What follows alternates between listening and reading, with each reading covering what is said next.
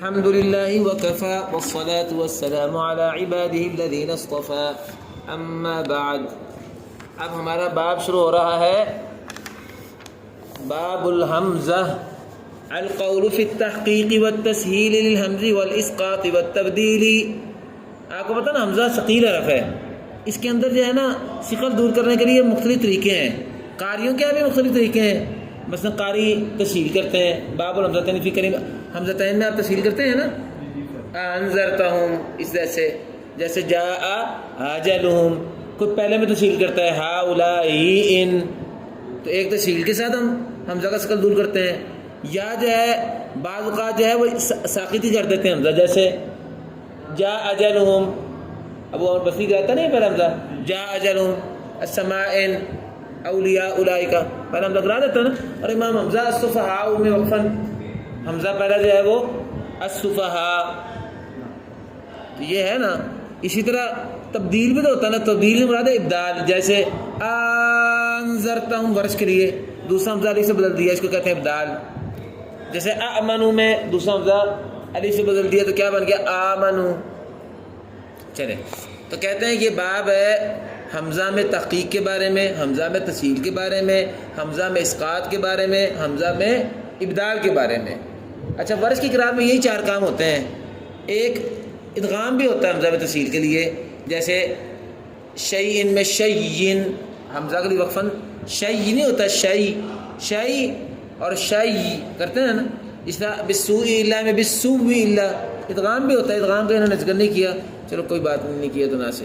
چلیں جی اب ہم باب شروع کریں گے. سب سے پہلی بات جو میں نے آپ کو کل بتائی تھی والحمز فی النطق به تکلف. حمزہ جو ہے نا اس میں شدت ہے.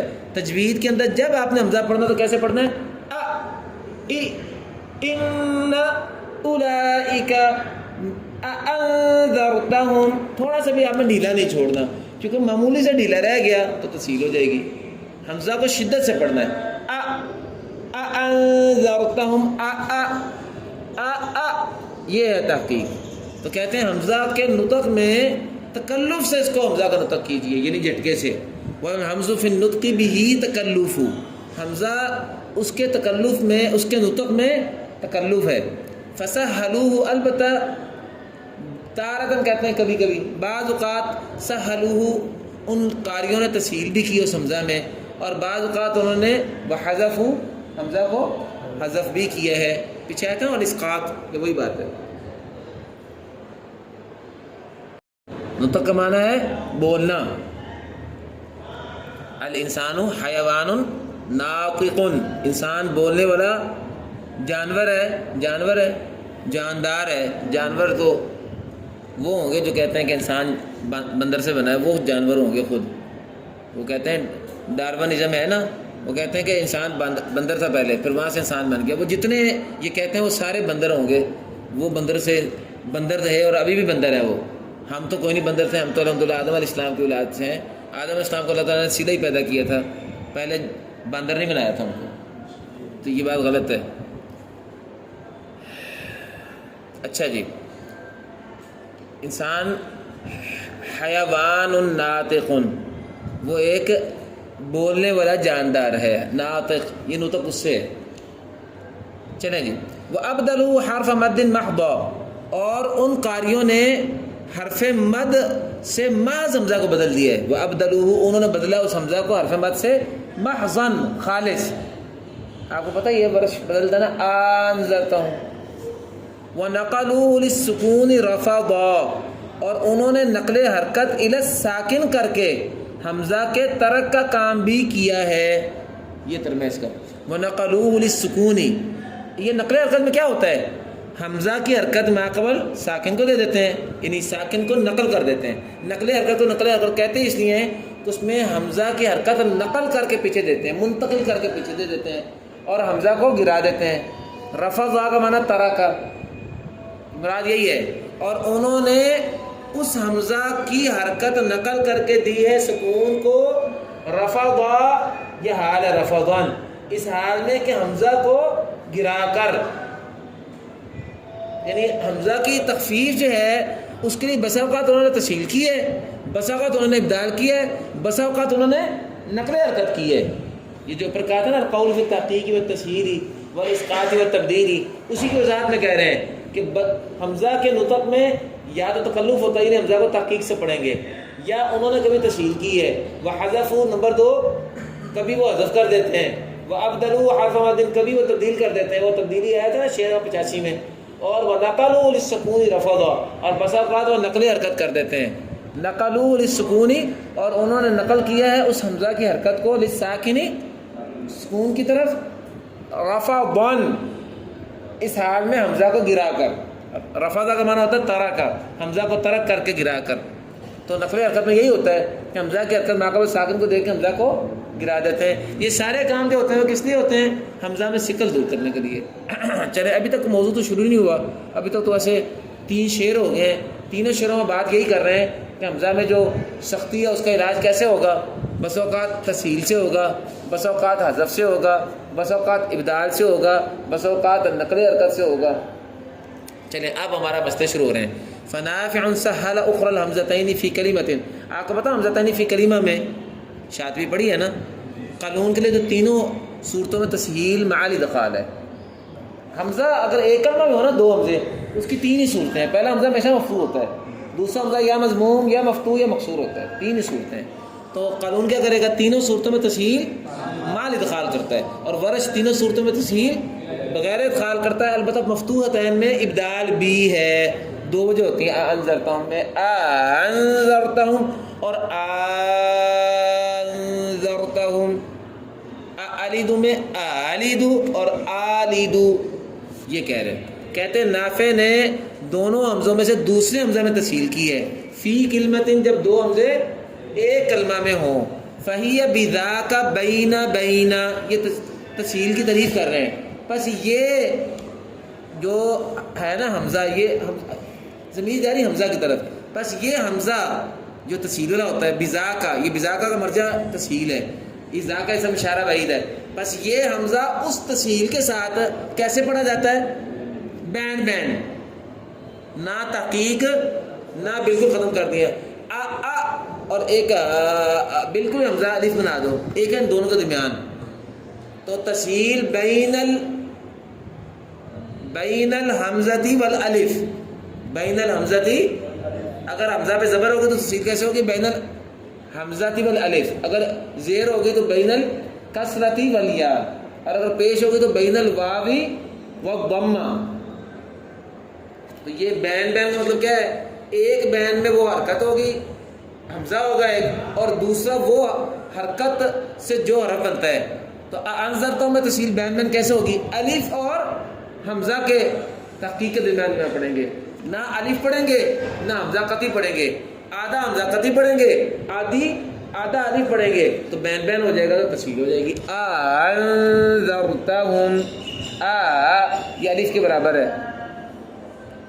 اولیاء، اب یہ تسہیل کس میں ہوئی ہے؟ واو، حمزہ میں تسہیل کل واو ہوئی ہے، اور ہاؤلائی ان تسہیل کل یا ہوئی ہے، تو بین بین کس کے درمیان ہے؟ حمزہ اور یا کے درمیان، اور انذرتہم میں تسہیل کل الف ہوئی ہے، یہ تو کہتے ہیں اس تسہیل میں وہ حمزہ بذاکا اس تسہیل کی صورت میں بین بین پڑھا جاتا ہے، یعنی درمیان درمیان پڑھا جاتا ہے، نہ حمزہ محققہ پڑھیں گے۔ اس لیے آپ سے کہا تھا کہ والا حمزہ فی النطق بھی تکلف، حمزہ جو تحقیق میں پڑھا جائے تو تکلف سے انزل اولیاء اولئک جھٹکے سے پڑھیں گے۔ چلو، لیکن فی المفتوحتین ابدلت، یہ تینوں صورتوں کی بات آئی ہے، حمزتین فی کلمہ کے تینوں صورتوں میں مسئلہ یہی ہے، لیکن مفتوحتین میں ابدلت اس کا فاعل نائب فاعل ہے حمزہ، ہیا، کہ اس حمزہ کا دوسرے حمزہ کا ابدال کیا جائے گا، کس سے؟ آگے آ رہا الفن، وہ اس کا مفعول ہے، حمزہ کا الف سے ابدال کر دیا جائے گا، عن اہل مصر، اہل مصر، اہل مصر کون ہے؟ ورش مصری ہے نا، تو ورش جو ہے یہ دونوں حمزے مفتوح ہوں، ایک کلمہ میں ہوں، تو حمزہ ثانیہ کا الف سے ابدال کر دیا جائے گا۔ ومکنت، یہ مکنت بیٹا مد تمکین آپ نے نہیں سنی، مد تمکین مد کو کہتے ہیں، اور جو دوسرے حمزے کا الف سے ابدال ہوگا نا اس میں مد بھی کی جائے گی، تو مکنت کا مطلب کیا؟ اس میں مد بھی کی جائے گی. ممکنت میں پھر یہ ضمیر ہے جو حمزہ کی طرف جا رہی ہے, اور اس مبدل حمزہ میں مد بھی کی جائے گی. اچھا وہ مد دو طرح کی ہوگی, اگر بعد میں ساکن ہوا تو پھر مد لازم طول, اور اگر بعد میں ساکن نہ ہوا تو پھر مد اصلی. جیسے آلیدو میں آلیدو یہ بھی مد ہوئی ہے نا, یہ مد اصلی ہے.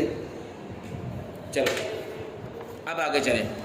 یہ تو ورش کی بات ہوگی جناب. ورش کے لیے تینوں صورتوں میں تسہیل بغیر ادخال ہے اور مفتوحۃ میں ابدال بھی ہے, لیکن قانون کا فرق ہے. وَمَدَّ قَانُونُ لِمَا تَسَهَّلَ, اور ادخال کیا, مدہ کا معنی ادخال کرنا, اور ادخال کیا ہے قانون نے لما تسہل, اس حمزہ میں جو تسہیل جس میں تسہل, اگر تتسہل بنا لو تا گر گیا ہے, جس حمزہ میں آپ تسہیل کرتے ہیں قانون اس تسہیل کے ساتھ اس میں قانون نے ادخال بھی کیا ہے, تو قانون کے لیے تسہیل مع ادخال ہوگا. البتہ اوشیدو جو ہے کلمہ ہے نا, ویسے تینوں صورتوں میں تسہیل مع ادخال ہے اس کا, لیکن صرف ایک کلمہ جو سورہ زخرف میں نا اوشیدو ہے نا, اس میں اس کے لیے خلف ہے ادخال میں, بالخلف فی اوشیدو. یہ جو ہے نا ابھی آپ دیکھ رہے ہیں یہ حمزہ کے بعد گول دائرہ لگا ہوا کالے رنگ کا, یہ بیٹے تسہیل کی علامت ہے. یہ آپ اس میں ضبط پڑھیں گے انشاءاللہ کہ میں ضبط, اس میں تسہیل کیسے لکھتے ہیں, تسہیل کی علامت ہے. نیچے لکھو ائمہ لکھا ہو اگلے شعر میں, اس میں بھی یا نیچے لگا ہوا نا دائرہ, یہ ابدال کی نشانی ہے. اگر ابدال ہو تو پھر ابدال جو ہے نا اس میں اس کا تسہیل کو لکھنے کا تھوڑا فرق ہے. ابدال میں یا لکھ کے ابدال لکھا ہوا ہے کیونکہ یا تھی. اگر واو ہوتا اعونبئکم تو واو لکھ کے اس کے اوپر دائرہ ڈالتے. تو اوشیدو میں کیونکہ دوسرا حمزہ کی کوئی شکل ہی نہیں ہے, واو پر ہے ہی نہیں, اس لیے اوشیدو میں دوسرے حمزہ کی جگہ پہ یہ تسہیل کی علامت ڈالی ہے. تو بالخلف فی اوشیدو لیفصلا, اور اوشیدو میں خلف کے ساتھ قانون نے ادخال کیا ہے لیفصلا, تاکہ خوب فاصلہ ہو جائے. ادخال کا مقصد کیا ہوتا ہے, دو حمزے ہیں ان میں شکل ہے تو دو حمزوں میں شکل زیادہ ہوگا نا, تو درمیان میں الف لا کے تھوڑا سا فاصلہ پیدا کر دو تاکہ پڑھنے میں سہولت ہو جائے.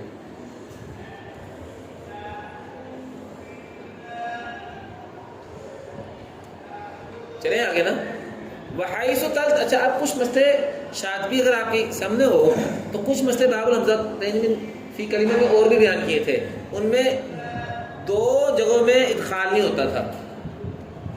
ایک آل آنا آز ذکرین اللہ والے دو حمزوں میں شاطبی نے کہا تھا کہ ایک تو اس میں ادخال کوئی نہیں ہے, حالانکہ اس میں بھی دو حمزے ہوتے ہیں. اور دوسرا جہاں ولا بحیث ثلاث یتفقنا تنزل, امام شاطبی نے کہا تھا جہاں تین حمزے آ جائیں. یہ دو کلموں میں آتے ہیں تین حمزے. ایک کلمہ وہ دو کلموں میں سے ایک کلمہ ہے آمنتم جو تین صورتوں میں آتا ہے آمنتم. ایک تو ان تینوں صورتوں میں تیسرا حمزہ تو دال سے ویسے سے بدل جاتا ہے تو بن جاتا ہے ورنہ تھا آمنتم, تو اس میں باقی دو حمزے رہ جاتے ہیں نا تیسرے الف کے حمزہ کے ابدال کے بعد. تو اب دو حمزوں میں ادخال کا کوئی مسئلہ نہیں ہے. اور دوسرا کلمہ ہے آلہتنا, اس کا ذکر شاطبی باب الحمزہ فی کلمہ میں نہیں ہے, اس کا ذکر جو ہے وہ سورۃ فروش میں آئے گا. تو بیٹا ذرا دیکھیں, کہتا ہے وحیث تلتقی ثلاث, اور جہاں ملاقات کریں, تلتقی میں یہ ضمیر ہے جو حمزہ کی طرف جا رہی ہے, جہاں بلکہ ثلاثن کی طرف جا رہی ہے ثلاثن, اور جہاں ملاقات کریں ثلاثن تین حمزے. ترکہ, یہ ہا وزن شری سے ساکن کی ہوئی ہے, ترکہ اس ادخال کا جس کا ذکر پیچھے ہے وہ وہاں ترک کر دیں, اس کو وہاں ترک کرے گا کون, فاعل کون ہے, قانون. قانون اس ادخال کو وہاں ترک کر دے گا. لیکن ائمتن وفی ائمتن, اور ائمہ میں ادخال, اچھا ائمہ میں ادخال ہونا چاہیے نا. ائمہ میں شاطبی میں موجود ہے وہ ائمتن قد مد وحدہ, اس میں سے بھی شام اکیلے نے ادخال کیا, کہتے ہیں تاکہ قانون کو بھی ادخال کرنا چاہیے, یہ مستثنا ہے.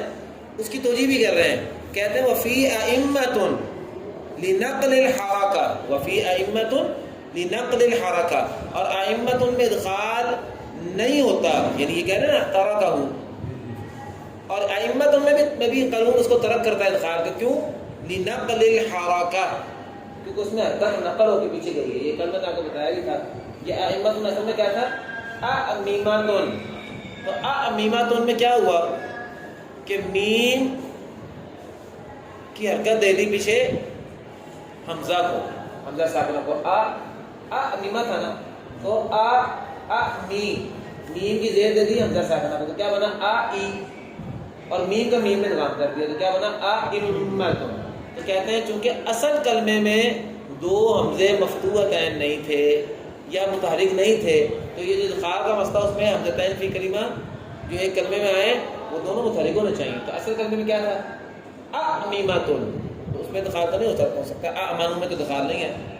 یہ توجیہ بیان کر رہے ہیں، لیکن میں نے آپ کو کل ہی کہا تھا کہ اس توجیہ کا کیا فائدہ. قانون نے تو ادخال نہیں کیا، اس کی تو توجیہ آپ نے بنا لی. جو شام نے کیا اس کی کیا توجیہ کریں گے؟ اس کی بھی کوئی نہ کوئی بنا لیں گے، اس کی بھی کوئی نہ کوئی بنا لیں گے. وہ باری نہیں آئی بھائی، باری آ گئی تو اس کی بھی کوئی نہ کوئی بنا لیں گے. یعنی یہ توجیحات کا علم بیٹا تھوڑا سا دھکا شاہی کا علم ہے، اس لیے یہ علم جو ہے نا تو اچھا نہیں ہے. میں پہلے آپ کو شاید بتایا تھا ایک دفعہ کہ مسئلہ یہ ہے کہ بر صغیر میں، یہ بر صغیر کا ذوق ہے خاص، پوری دنیا میں توجیحات کا ذوق کوئی ایسا نہیں ہے. اگر جیسے اب یہ تو ویسے بر صغیر کا نہیں ہے، یہ تو دیکھو نا مراکش میں کام ہو رہا ہے. اصل بات ہے کہ یہ توجیحات کا علم جو ہے نا یہ علم منطق سے آیا ہے، منطق سے آیا ہے. قرآن حدیث انسان نے پورا پڑھنا ہو ترجمے کے ساتھ، اس کی شروعات پڑھنی ہو، اس کے بعد گرامر کا علم پورا پڑھنا ہو، نحو صرف وغیرہ بلاغت، اس کے بعد انسان نے جو ہے اصول فقہ بھی پڑھنا ہو، علماء کے فقہی اقوال بھی پڑھنے ہوں، اصول حدیث بھی پڑھنا ہو علم، اور اس کے مطابق حدیث کی تحقیق، پورے حدیث کے ذخیرے کی تحقیق بھی کرنی ہو، اصول تفسیر کا علم بھی پڑھنا ہو، اور مختلف تفسیروں کا مطالعہ بھی کرنا ہو. 1,00,000 سے زیادہ اب تک قرآن کی تفسیریں اور ترجمے ہو چکے ہیں، 1,00,000 کے قریب. اور اس کے بعد آپ نے علم عقیدہ بھی پڑھنا ہو، اور مختلف جو عقیدے سے منحرف گروپ ہیں ان کا بھی مطالعہ کرنا ہو، اور عقیدہ اور منہج سے مرادت یہ جو دعوتی طریقے ہیں ان کے مناہج دیکھنے ہوں. یہ سارا کام جس نے کرنا ہو، اس کے بعد اس نے علم تجوید بھی پڑھنا ہو، علم قراءت بھی پڑھنا ہو، علم رسم، علم ضبط، سارا علوم پڑھنے ہو. اتنا ٹائم ہی کوئی نہیں کہ توجیحات کے علم میں جائیں. یہ اصل میں جو لوگ جو ہے نا فارغ ہیں نا، جنہوں نے صرف یہی کام کرنا وہ توجیحات میں لگے رہے ہیں، یہ ان کے لیے ایک اچھی مشق ہے، ورزش ہے، کیے رکھیں، دماغ کی ورزش ہے. اس کو کہتے ہیں تشخیص ذہنی، کہتے ہیں اسے تشخیص ذہنی ہوتی ہے، ذہن تیز ہوتا ہے اس سے. اور بھائی یہ ذہن آپ تیز کریں اصول فقہ پڑھ کے. لیکن بہرحال اب چونکہ کتاب ہمارے سامنے ہے، انہوں نے توجیحات کہا تھا میں بیان کروں گا، ہم بھی توجیحات کر رہے ہیں. لیکن توجیح نقطہ بعد از وقوع ہوتی ہے. نقطہ بعد از وقوع کا مطلب کیا ہے کہ مسئلہ بچہ پہلے پیدا ہو گیا ہے، اب اس کی دلیلیں تلاش کر رہے ہیں کہ پیدا کیوں ہوا ہے، تو کوئی کو دلیل نکل ہی آئے گی. بھائی اصل بات ہے کہ جواب کیا دینا چاہیے تو بھائی اے گل پہلے پوچھنی سی کہ وجہ کی ہے ہوں تک کاکا پیدا ہو گیا ہے، ہوں تجھی کرنے پیدا کی ہے. تو جو چیز پہلے وجود میں آ جائے اس کی توجیہ پھر زائد ہوتی ہے. یا تو وجود میں آنے سے پہلے بات کرو نا. اب یہ وائٹ بورڈ ہے نا، اس کا نام وائٹ بورڈ ہے، پہلے اس کا نام بلیک بورڈ بھی ہوتا تھا نا، وہ بلیک بورڈ بھی ہوتا تھا. اس کا نام وائٹ رکھا ہوا ہے، اس کا نام بلیک رکھا ہوا ہے. اس کا نام بلیک اگر رکھ دیتے، اس کا یہ سفید رنگ کا ہے، اس کا تو بلیک نام رکھ دیتے عربی یا اردو بولنے والے، اور اس کو کر دیتے وائٹ. انگریزوں کا کام ہے تو انگریز تو کیا تھا، آپ اس کو وائٹ کو بلیک کہتے اور بلیک کو وائٹ کہتے. اب دلیلیں تلاش کر رہے ہیں، اس کا نام رکھ دیا وائٹ. یہ قلم جو ہے جس سے لکھا ہوا اس کا نام رکھ دیا کالا. اب دلیل دے رہے ہیں کہ کالے کو کالا بھی کہتے ہیں. تو کیا جواب ہے اس کا؟ لوگوں میں تو کالا نام رکھا، ہم کالا کہتے ہیں، انہوں نے اس کا نام وائٹ رکھا، ہم رکھا وائٹ رکھا. اصل جواب تو یہ ہے سارے جوابوں میں سے. باقی آگے پیچھے کے جواب مل گیا. اب یہ جو ہے نا ذہنی مشق ہے، ورزش کیے جائیں. آپ دعوانا الحمدللہ رب العالمین.